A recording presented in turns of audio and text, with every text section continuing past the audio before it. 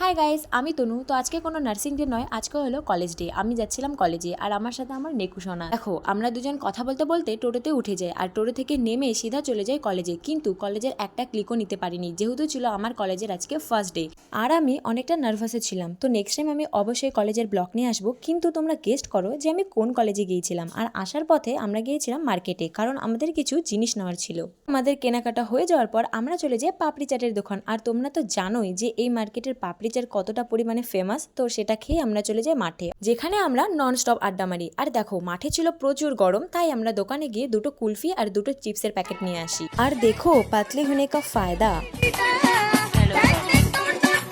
তো আবারও চলে আসি মাঠে, আর মাঠে বসে বসেই তো আমরা পুরো চিপস আর কুলফিটাকে খেয়ে নিই। তো তারপর চলে যাই ক্লাসে আউট টাইম করার জন্য। আউট টাইম হয়ে যাওয়ার পর এখানে দাঁড়িয়ে রয়েছে আমার ভাইয়ের জন্য। আর ফাইনালি 30 মিনিট পর আমার ভাই আমাকে নিতে আসে।